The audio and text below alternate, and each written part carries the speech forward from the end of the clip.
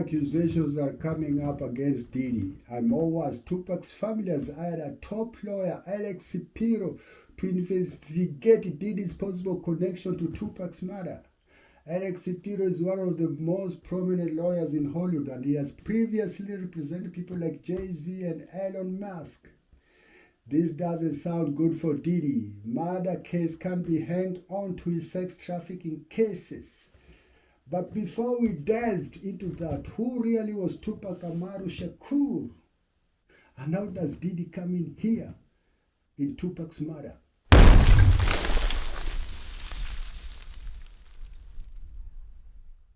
This is the last photo Tupac was seen alive. This one is sitting in a BMW with suit knight next to him. Shortly afterwards, Tupac was shot from a car that had stopped near them at a traffic light in Las Vegas. A lot of bullets were shot, and 4 of them hit the tires, 5 stuck in the front passenger door. Tupac himself was shot on the hips, arms, chest, and 1 bullet found its way into his lungs, and that was very fatal. As you can see in the photo, next to Tupac was Suge Knight, who was the boss of Death Row Records by that time, a label that Tupac was signed to. But nowadays, Death Row Records belongs to Snoop Dogg. Tupac was sitting on the passenger seat, and Suge Knight was driving the black BMW 750 IL. And one good thing, Suge got only a bullet scratch and nothing more. All this happened on the 7th of September 1996 in Las Vegas. Tupac was not immediately pronounced dead, but 6 days later, on the 13th of September 1996, Tupac was no longer with us in this world. He died at a hospital in Las Vegas. He was only 25 years old.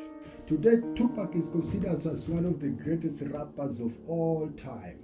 With only 25 years, Tupac had released 11 studio albums, 5 of which went #1 on Billboard, 7 films, 2 TV episodes, and by the time of his death, he had sold 75 million records worldwide. Bro, a lot of artists nowadays, they can't achieve this thing with 25 years. They need decades and decades and decades to achieve all these things. This shows you how Tupac was very hardworking and how he was very talented. Tupac was shot in Las Vegas. We know that. But how do Diddy's name come in here? That's a question we have to ask ourselves right now. And to ask ourselves right now, let's first go back to the whole story when Tupac was in the process of stamping his name in the rap game in Oakland, California. First of all, Tupac was born in New York City on the 16th of June 1971. Thereafter, he moved with his mom to Baltimore, Maryland, and later on to Oakland, California. This is where Tupac started his hip-hop career, first as a dancer and later on as a rapper. He later on signed his first record deal with Interscope Records and released 2 albums. In 1993, Notorious B.I.G., who by that time was an upcoming rapper at the East Coast, visited LA and asked a local dealer to introduce him to Tupac Amaru Shakur. It is reported that Biggie even asked Tupac to manage him, but Tupac refused and told him, "Come on, boy, Diddy, then known as Puff Daddy, will make you a star." So good was Tupac. But that time, Tupac's life was more lavish compared to Biggie, who was still struggling to come up. But Tupac knew this guy's got talent, and they immediately became friends. This can be proved in this video where they're chilling together and doing some freestyle.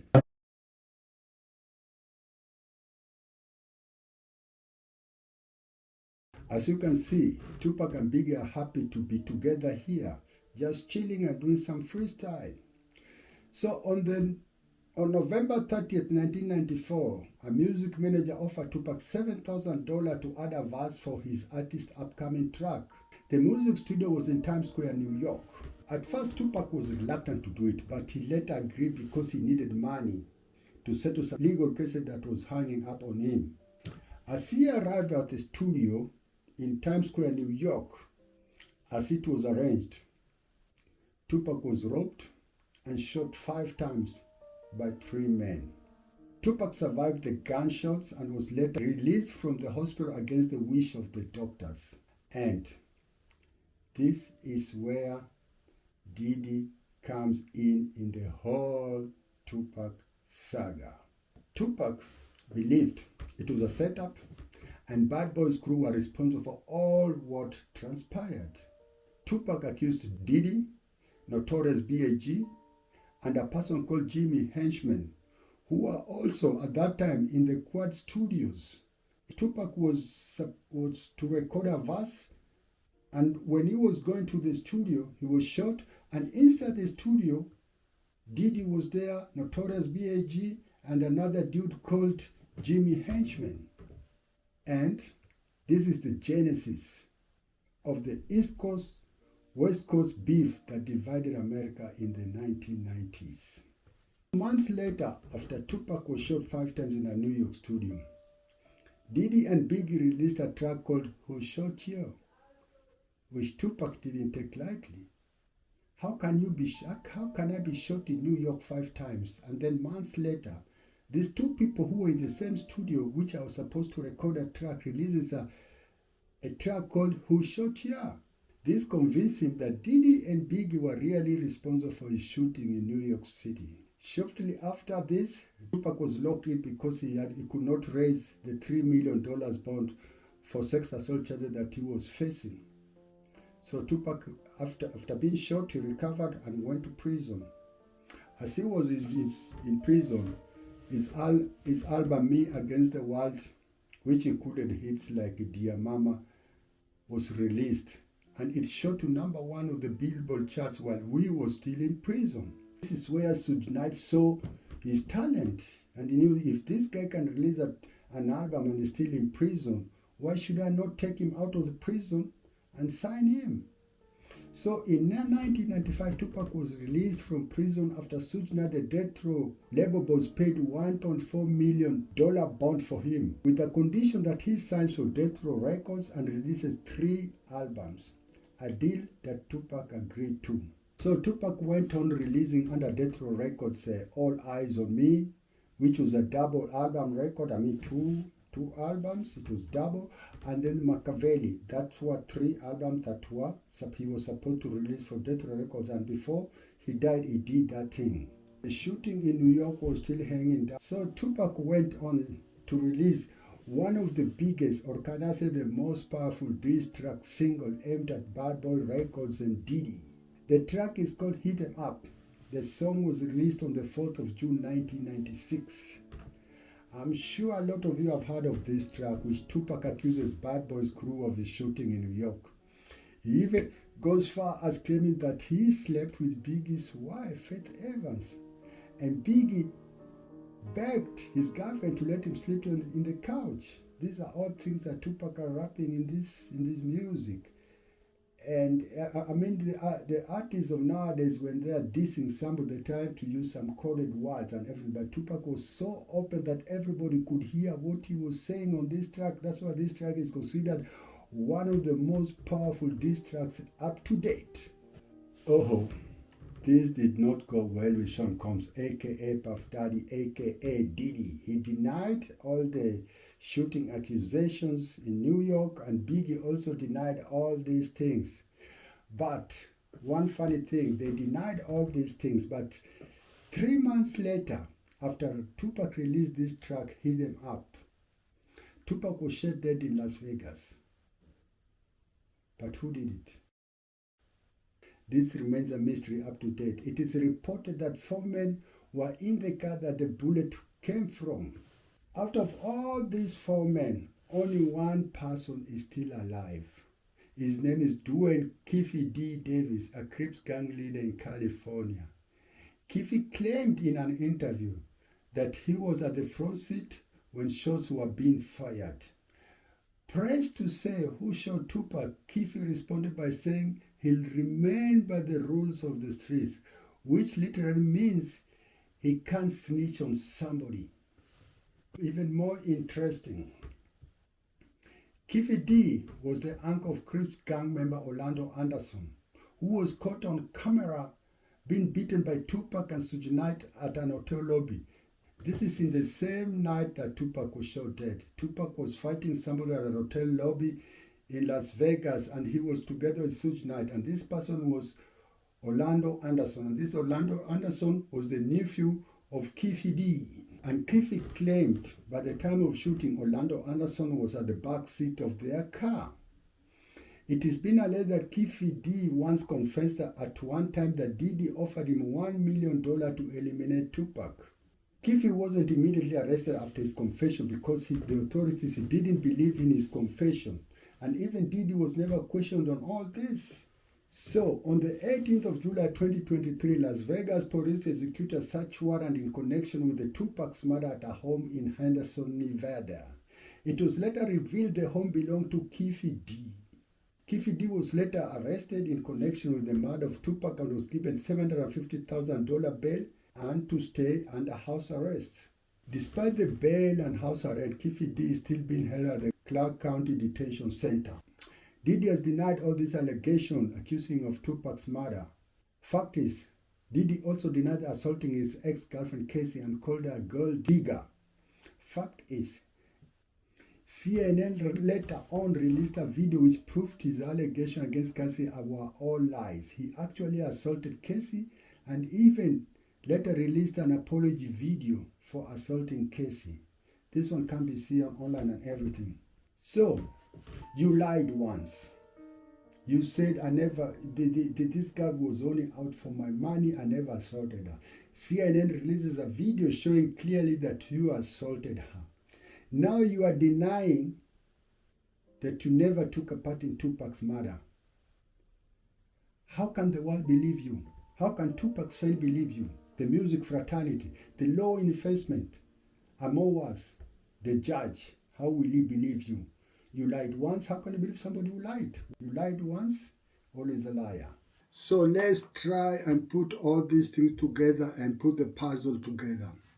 On one side, there's somebody who was born in New York City, but moved to the West Coast in Oakland, California, and have started a career over there and is picking up. On the other side, there's somebody who owns a label in New York. He's got an artist, and this artist is not selling records the way we want him to sell the records. Now, this guy from the West Coast, Tupac, is invited to go and spit a verse in a studio in New York City. But because he needs money, he goes over there and spit that verse. As he's walking to the studio, he gets shot 5 times. 5 times, shot 5 times. That means that the intention was to kill him, but he survived. And inside the studio where he was supposed to spit this verse, where he was supposed to record this verse, there is this boss from the East Coast with his artist who is not selling records. But as we saw, the artists, which are Notorious B.I.G. and Tupac, who was shot, they were friends. They were friends by that time. Which to me it means Biggie had nothing to do with the murder of Tupac.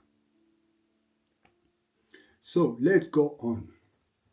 The guy is shot 5 times. He survives, comes out. Then this side, the boss of the label and his artist releases a track called Who Shot Here? Think twice. You know that somebody was shot recently, close to you, where you are sitting, and then you release a song, Who Shot Here? And we all know, that's why I'm accepting Biggie out of all this. You all know, as an artist who is struggling to make a name, you have to do what the label says. So, Who Shot Here? Biggie rapped. But the boss is there. And the boss maybe told him to do it. Because without the blessing of the boss, that track wouldn't have been released. Just think logically. Somebody has been shot close to you. You got an artist. You are the boss. The artist wants to release who shot here. If you are the boss, would you tell him to go on? No. Tell him no. Don't do that. But the artist, if he's told by the boss to go on, he won't think twice because he wants the money. The boss said, and they released that track. So, you yourself, how would you think? You'd automatically think like Tupac. These guys set me up and they wanted to kill me. And just because Biggie was there, Tupac thought that it was a plan from Biggie and Sean Combs. Now, it's okay. Tupac is angry. He releases a track, Hidden Up, where he disses all of them, all the Bad Boys crew, everybody who was in Bad Boys and everybody. You deny you have nothing to do with the shooting in New York. But after 3 months, the person who released a diss track directed to you is being shot dead. He's being shot dead. He's dead. Who did it? Who did it? And then come some people who are around talking like you gave them 1 million to eliminate somebody and such like things. And then after that, this guy is dead. All people who are around this, who are around at this time, who saw all this, all those people who could have talked, they are all dead. So let's go to the next point. Who got that power and the money? These 3 guys who are sitting in this car, they all disappeared in mysterious circumstances. Maybe they were also eliminated. And if they were eliminated, who got that money and the power to obstruct justice? You might ask me, some of you might ask, why did he spare Keffi D? But listen, Keffi D was the boss of the blues in Los Angeles. The blues are the Crips. And you know what it is? If Keffi D would have been eliminated, Diddy wouldn't have been alive now. Eliminating a senior gang member is not all that easy, because they'll come after you. These people who remain so that they'll come after you. Your own artist is also being shot dead. Notorious B.I.G. He was shot dead. It has never been solved up to now. And then after these 2 guys are dead, your career picks up like a rocket. You are selling. After Biggie was shot, Sean Combs or Puff Daddy released a song which was called I'll Be Missing You, dedicated to Biggie Smalls. And then later on he released More Money, More Problems. They were all heating up. These things doesn't add up, man. It was like somebody who was looking for something so that he can be the person of interest in everything. And all of a sudden, your label is selling millions and millions and millions of records. Come on, man, give me a break. I don't want to go into details, but say what you think down there. Because I see, my opinion, there must be a connection. There must be a connection between his career, Tupac, Biggie, and everything. There must be a connection. Which connection? I don't know. But still, it will be a very hard case for the prosecution to prove because all those who knew something or were near are all dead. To strengthen any case, you need witnesses. Witnesses in this case are nowhere to reach right now. They are all dead. Fact is also after Tupac and Biggie's death, Sean Combs' career skyrocketed very fast. He became a billionaire. And we know all these games in show business, how they do it sometimes. You know, guys, cloud chasing is something very popular in show business. They do something awkward to facilitate record sales. It is called show business. And they do it to be the master of the show and the business. And true, Diddy was, or still, I don't know whether they'll come out or not, the master of the show and the business. So think twice. So the question is, was Tupac's and Biggie's murder anything to do with cloud chasing? You never know. You never know. But fact is, after these two guys died, Diddy became a millionaire and a mogul in the music business. And all these things are possible. Those things are possible. So, ladies and gentlemen, write a comment over there and tell me what you think about it. That's me, Shakmatic. Please don't forget to subscribe, like, and share. Ciao, peace.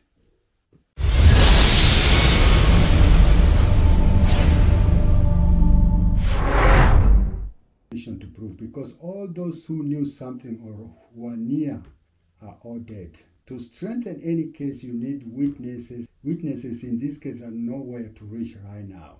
They are all dead. Fact is also after Tupac and Biggie's death, Sean Combs' career skyrocketed very fast. He became a billionaire. And we know all these games in show business, how they do it sometimes. You know, guys, cloud chasing is something very popular in show business. They do something awkward to facilitate record sales. It is called show business. And they do it to be the master of the show and the business. And true, Diddy was, or still, I don't know whether they'll come out or not, the master of the show and the business. So think twice. So the question is, was Tupac's and Biggie's murder anything to do with cloud chasing? You never know. You never know. But fact is, after these two guys died, Diddy became a millionaire and a mogul in the music business. And all these things are possible. Those things are possible. So, ladies and gentlemen, write a comment over there and tell me what you think about it. That's me, Shakmatic. Please don't forget to subscribe, like, and share. Ciao, peace.